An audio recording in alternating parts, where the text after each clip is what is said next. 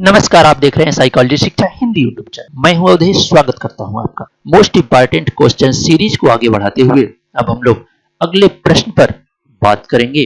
उससे पहले अगर आप इस चैनल पर नए हैं तो प्लीज चैनल को सब्सक्राइब करें, वीडियो को लाइक करें और अधिक से अधिक मित्रों में शेयर करें। तो हम बात करें तो ये प्रश्न है कि निम्नांकित 10 दो कथनों पर आधारित पहले कथन को अभिकथन तथा दूसरे को कारण कहा गया है। आप दोनों कथनों का ध्यान पूर्वक परीक्षण कीजिए और निश्चित कीजिए कि अभिकथन ए तथा कारण आर वैयक्तिक रूप से सही है, और यदि ऐसा होता है तो क्या कारण है। अभिकथन की सही व्याख्या है। नीचे दिए गए कोड का प्रयोग करते हुए इन पदों के उत्तर चुनिए और उत्तर तालिका का पदानुसार अपने उत्तर चिन्हित कीजिए। ठीक है, ये कोडिंग है। आप ध्यान दें कि जब कारण और कथन वाले जो प्रश्न आते हैं तो उसमें समझना है, बहुत आसान क्वेश्चन होते हैं। आप पहले कोड जान लें। कोड ये है कि अगर आप ए ऑप्शन तब लगाते हैं जब दोनों ए और आर सही हो और आर जो है ए की सही व्याख्या कर रहा हो। ठीक है। बी आप तब लगाएंगे कि जब ए और आर दोनों सही हों, लेकिन जो आर है यानी कि जो तर्क है या कारण है वो अभिकथन की सही व्याख्या नहीं कर रहा है। सी तब आप लगाएंगे जब ए तो सही हो, आर गलत हो, और डी तब लगाएंगे जब ए गलत हो और आर सही हो। तो आइए हम प्रश्नों पर चलते हैं। तो ये अभिकथन है और ये उसका कारण है। यानी कि अगर ऐसा, आप ध्यान देंगे कि ऐसा इसलिए होता है क्योंकि ये होता है। ये चीज आप ध्यान रखेंगे, हमेशा दिमाग में रखकर अभिकथन और कारण वाले प्रश्न आप करेंगे। ठीक है, अब यहां प्रश्न पढ़िए। यदि वस्तुओं को इस प्रकार व्यवस्थित किया जाए कि आंख की गति के साथ वस्तु भी गति करती है और परिणामतः रेटिना का वही स्थान लगातार उत्तेजित या उद्दीप्त होता है, तब कोई भ्रम नहीं होता है। ठीक, ये बात तो एकदम सही है। जैसे आई हेड मूवमेंट होता है, या जैसे जैसे जब आप देखते हैं जब जहाज जा रही है आसमान में, आप ध्यान दिए होंगे, तो आप क्या करते हैं, उस जहाज के साथ साथ अपने सर को, अपनी आंख को भी घुमाते रहते हैं। तो क्या होता है कि जब आप अपनी आंख की गति को या अपने सर की गति को उस ऑब्जेक्ट यानी गतिमान ऑब्जेक्ट, जो वस्तु गति कर रही है, उसके साथ साथ घुमाते हैं, तो उसका परिणाम क्या होता है, जो हमारा रेटिना होता है, यानी कि जो हमारी आंख की आंतरिक संरचना होती है, ऐसे होती है। तो यहाँ लेंस होता है। जब यहाँ से कोई बिंदु, कोई उद्दीपक जाता है, यहाँ मान लीजिए अगर बन रहा है, तो जब आप घुमाते हैं तो वो यही स्थिर रहता है, क्योंकि आप अपना सर घुमा रहे हैं। अगर आप सर अपना नहीं घुमाते तो वो जो उद्दीपक है, वो जो रेटिना बनता, वो इधर उधर होता। ठीक है, लेकिन क्या होता है कि आप अपने सर को घुमा रहे हैं तो वो कह रहा है कि रेटिना का वही स्थान, यानी कि एक ही स्थान लगातार उत्तेजित होता है। तो यह क्या है, ये तो सही बात है। दूसरा, आकृति का प्रत्यक्षीकरण तब संभव होता है जब उद्दीपक स्थिर होता है। अभी आप यहां देख रहे हैं कि उद्दीपक गति कर रहा है। क्या कर रहा है, गति कर रहा है, फिर भी क्या हो रहा है, प्रत्यक्षण हो रहा है। ठीक है, लेकिन ये कह रहे हैं कि तभी प्रत्यक्षीकरण होगा जब उद्दीपक स्थिर होगा। तो ये तो गलत बात है। अगर ऐसा होता तो चलती हुई जहाज, उड़ती हुई चिड़िया, चलती हुई ट्रेन, ये सारी चीजें, या हवा में उड़ता हुआ कोई कण या पत्ता, वो आपको नहीं दिखता है ना। तो ये आर तो गलत हो जाएगा। तो यानी कि इस आधार पर जब आप ऑप्शन देखेंगे तो ए सही है और आर गलत है, तो इस आधार पर जो ऑप्शन सही होगा, क्या होगा, वो सी सही होगा। आइए अगले प्रश्न पर बात करें कि कल्पना यानी कि चिंतन क्या है। कला और साहित्य में सृजनात्मक चिंतन का आवश्यक तत्व है। ठीक है, क्या चीज है कि जब आप कला बनाते हैं, कोई पेंटिंग करते हैं आप मान लीजिए, या कोई भी कलात्मक क्रिया करते हैं, और साहित्य का सृजन करते हैं। साहित्य यानी कि कोई भी लिटरेचर लिखते हैं, कोई कहानी, कविता या उपन्यास जो लोग लिखते हैं, में सृजनात्मक चिंतन का आवश्यक तत्व है, यानी कि उसमें सृजनात्मक चिंतन होता है, सृजनात्मक या क्रिएटिविटी थिंकिंग जिसे आप कहते हैं, यानी कि ऐसे विचार जो मौलिक हों, जो अभी तक किसी ने नहीं दिया हो, ऐसे विचार या नए सृजित विचारों को, चिंतन को हम सृजनात्मक चिंतन करते हैं। तो आप इस बात को एकदम सही मानेंगे, क्योंकि जो पेंटिंग होती है उसमें एक नया सृजन होता है। साहित्य जो नई चीजें लिखती है, कोई भी साहित्य जब भी कोई लिखता है तो वो अमेजिंग करके लिखता है, अपनी कल्पना के आधार पर लिखता है, ये सही है। अब दूसरा देखिए, कल्पना व्यक्ति को रंग बिरंगे स्वप्न देखने में सहायता प्रदान करती है। तो इस आधार पर आप देखेंगे कि जो कल्पना है क्या करती है, वो रंग बिरंगे स्वप्न देखने में सहायता करती है। तो अवश्य ही ये भी ऑप्शन सही होगा। हम कल्पना जब करते हैं तो हम बहुत से रंग बिरंगे स्वप्न देख सकते हैं, उस स्वप्न में हम बहुत कुछ सोच सकते हैं, सृजन भी कर सकते हैं, सृजनात्मक चिंतन भी कर सकते हैं। तो यानी कि अब अगर आप देखें तो आपको पता चलेगा कि कल्पना यानी कि चिंतन कला और साहित्य में सृजनात्मक चिंतन का आवश्यक तत्व है, क्योंकि अगर यहाँ क्योंकि जोड़ें, क्योंकि कल्पना व्यक्ति को रंग बिरंगे स्वप्न देखने में सहायता प्रदान करती है। तो आप देखेंगे कि इसकी क्योंकि का जवाब ये दे रहा है, तो इस आधार पर जो ऑप्शन सही हो जाएगा ए, अर्थात ए और आर दोनों सही है, और जो आर है वो ए की व्याख्या कर रहा है। आइए अगले प्रश्न पर चलते हैं। तो अगला प्रश्न है कि बच्चे तब रोते हैं जब वे भूखे अथवा उनको चोट लगती है, तथा हंसते तब हैं जब वे प्रसन्न होते हैं। ठीक है, अब आप एक चीज देखेंगे कि ये बहुत ही सामान्य बात है, जिसे आप नॉर्मली बात कहेंगे कि बच्चा तब रोता है, छोटे बच्चों की बात हो रही है, जब वो भूखा होता है। अवश्य ही बच्चा भूखा रहेगा तभी तो रोएगा, या उसको चोट लगे, अगर उसे चोट लगेगी तब रोएगा, या हंसते तब हैं कब, जब वो प्रसन्न होते हैं। तो ये तो स्वाभाविक क्रिया है, जिसे आप जन्मजात क्रिया भी कह सकते हैं। ठीक, अब संवेग की अभिव्यक्ति क्या होती है, जन्मजात होती है। फिर से आप देखिए, बहुत ही आसानी से आप इसे बता पाएंगे। बच्चे तब रोते हैं जब वे भूखे होते हैं अथवा उन्हें चोट लगती है, तथा हंसते तब हैं जब वे प्रसन्न होते हैं, क्योंकि जो संवेग होते हैं, यानी कि चाहे रोना हो, चाहे हंसना हो, चाहे चिल्लाना हो, ये सारे एक तरह के संवेग हैं, और यह क्या होते हैं, जन्मजात होते हैं। तो इस आधार पर आप देखेंगे कि ई और आर दोनों सही है, और जो आर है वो एक ही स्पष्ट व्याख्या कर रहा है, तो इसलिए इसका भी ऑप्शन जो होगा वो ए सही हो जाएगा। अगले प्रश्न पर हम विचार करें। प्राकृतिक वातावरण से आंकड़े तथा सूचना एकत्र करना क्षेत्र अध्ययन का तत्व है। ठीक है, ये रिसर्च का क्वेश्चन आ गया कि नेचुरल वातावरण से सूचनाओं को एकत्र करना क्षेत्र अध्ययन का विषय है। ये तो सही बात है।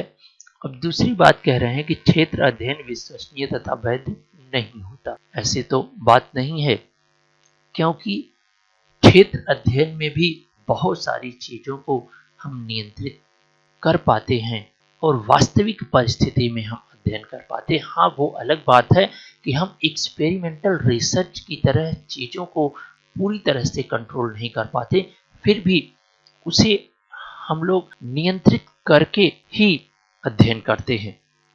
तो इस आधार पर आप देखेंगे कि जो 44 का उत्तर होगा कि वह सी सही होगा। और सी क्या है, सी है कि ए सही है और आर गलत है। ठीक है, अगले प्रश्न पर हम विचार करें।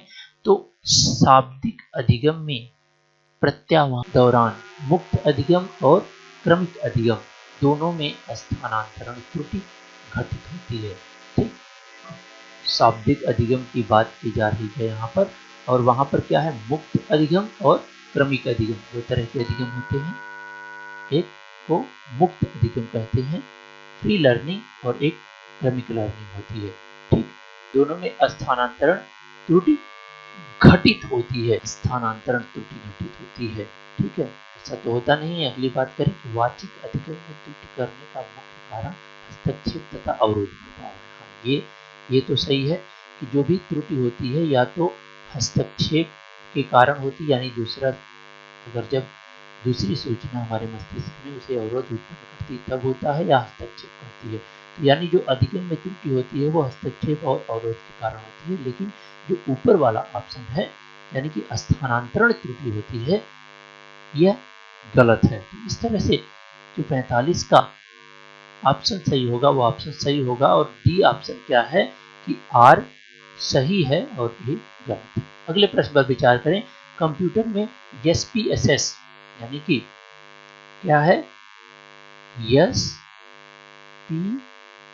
SPSS का उपयोग करके आंकड़ों के कई सांख्यिकीय विश्लेषण किए जा सकते हैं। ये 100% सही है। तो आप जानते हैं कि जो SPSS है, SPSS क्या है, statistical package of social sciences. इसका जो फुल फॉर्म होता है statistical package of social sciences, एक ऐसे सॉफ्टवेयर है जिसपे आप उच्च सांख्यिकीय गणनाएं बहुत ही आसानी से कर लेते हैं। ठीक है, तो ये ऑप्शन अभिकथन यानी कि अभिकथन तो सही है। तो हम कारण की बात करें तो चिंतन एक उच्च मानसिक प्रक्रिया है जिसमें चिन्ह, प्रतीक और भाषा समाहित होती है। ये भी सही है। अब देखिए, ये बात कर रहा है SPSS की और सांख्यिकीय विश्लेषण की, जबकि ये चिंतन और मानसिक प्रक्रिया की बात कर रहा है।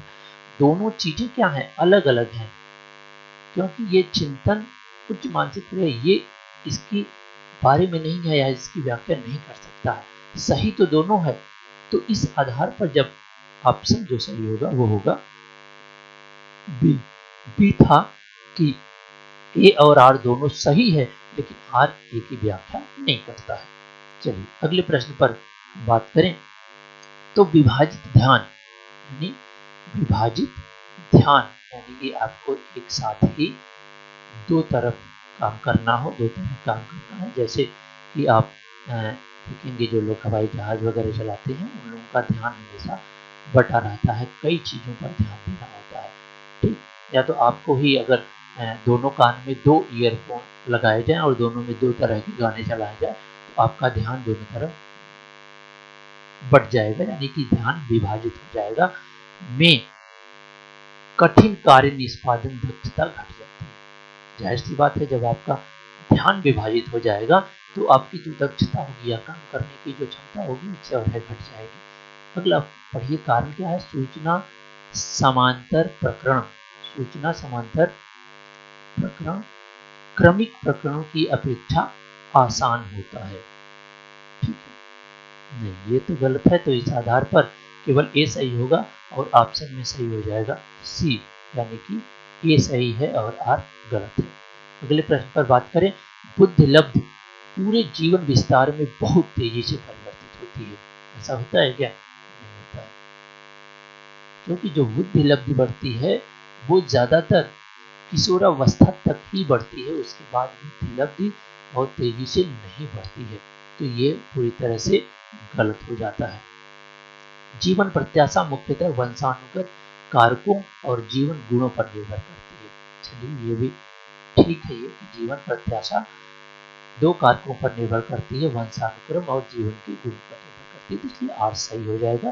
तो इस आधार पर सही होगा कि ए गलत है और आर सही है, और जो ऑप्शन आपको मिला था उसमें ऑप्शन डी सही हो जाएगा। ठीक है, अगले प्रश्न पर बात करें कि लिम्बिक तंत्र कार्डियोवैस्कुलर क्षेत्र संरचनाओं का एक समूह है। हमने अभी पिछले ही वीडियो में आपको लिम्बिक सिस्टम के बारे में बताया था, जो कि एक ऐसा संरचनाओं का समूह है जो केवल किसमें पाया जाता है, स्तनधारी प्राणियों में पाया जाता है। और ये मुख्य रूप से किसके लिए जिम्मेदार होता है, मुख्य रूप से अभिप्रेरणा, संवेग, ये विभिन्न तरह के जो यूनिक गुण हैं जो कि मनुष्य में पाए जाते हैं उसके लिए जिम्मेदार होता है। जबकि ये कह रहे हैं कि लिम्बिक सिस्टम कार्डियोवैस्कुलर क्षेत्र का संरचना होती है, जो कि पूरी तरह से गलत है। ये गलत हो गया। अब क्या है, लिम्बिक तंत्र अभिप्रेरणा तथा संवेग के नीचे ही दिया हुआ है कि अभिप्रेरणा और संवेग की अभिव्यक्ति के में अंतर कैसे होता है, ये पूरी तरह से सही है। तो इस आधार पर ऑप्शन सही होगा डी। डी जो है ए गलत है और आर सही है। इस श्रृंखला के अंतिम प्रश्न पर बात करते हैं कि भाषा विकास कुछ संरचनात्मक सूचना प्रक्रमण तथा बहुविवेकी विन्यास पर निर्भर करता है। ठीक है, ये बात तो सही है कि जो लैंग्वेज डेवलपमेंट होता है वो कॉग्निटिव सूचना जो संज्ञानात्मक प्रक्रम होता है हमारे मस्तिष्क में उस पर, और बहुविवेकी विन्यास यानी कि हम बहुत तरह से जब उसको सोचते हैं तो उस पर निर्भर करता है। ये बात ठीक है। अगला प्रश्न, इसका कारण पे बात करें तो भाषा का अर्जन भी मॉडल के अनुकरण से प्रभावित होता है। भाषा का अर्जन भी मॉडल के अनुकरण से प्रभावित होता है। मॉडल के अनुकरण से यानी कि आप यहाँ पर जो बात हो रही है वो देखिए ऑब्जर्वेशन लर्निंग की बात हो रही है। मॉडल आप वेंडुरा का प्रयोग पढ़े होंगे, तो वेंडुरा का प्रयोग में उन्होंने जो एक प्रयोग किया था उसमें आपने जो दो समूह लिए थे उसमें देखे होंगे कि जो मॉडल करता है उस मॉडल की का ही अनुकरण करके वो भाषा भी सीख लेते हैं, व्यवहार भी सीखते हैं। तो भाषा कैसे सीखते हैं, आप ध्यान देंगे कि छोटे बच्चे जो होते हैं वो सबसे ज़्यादा अनुकरण के आधार पर ही भाषा सीखते हैं। अनुकरण करना यानी कि जो मॉडल है आपके सामने, जो माता पिता, बड़े भाई बहन, छोटे भाई हैं, उनकी भाषा को देखकर वो सीख जाता है। तो इस आधार पर आप देखेंगे कि ए और आर दोनों तो सही हैं, लेकिन जो ये भाषा संज्ञानात्मक सूचना और विवेकी चिंतन की बात कर रहा है उसकी व्याख्या नहीं करता, क्योंकि यहाँ मॉडल की बात कर रहे हैं, वहाँ सूचना संसाधन प्रक्रमण और विवेकी विन्यास की बात कर रहे हैं। तो ये सही तो है दोनों, लेकिन आर जो है ए की व्याख्या किसी स्तर पर नहीं करता है। तो इस आधार पर जो ऑप्शन सही होगा वो बी होगा, और बी आपका था कि ए और आर दोनों सही है परंतु आर ए की व्याख्या नहीं करता है। तो इस आधार पर आप देखते हैं कि आप बहुत ही आसानी से अभिकथन और कारण वाले प्रश्न भी आप कर सकते हैं। हमें उम्मीद है कि अवश्य ही इससे आपके ज्ञान में वृद्धि हुई होगी, व्यवहार परिवर्तन होगा, आप ऐसे प्रश्नों को आसानी से हल करने में सक्षम होंगे। तो अगर यह प्रश्नों की श्रृंखला आपको थोड़ा भी लाभ पहुंचा रही है तो अवश्य ही आप हमारे चैनल को सब्सक्राइब करें, वीडियो को लाइक करें और मित्रों में अधिक से अधिक शेयर करें। आपका यह वीडियो व्याख्यान देखने के लिए बहुत बहुत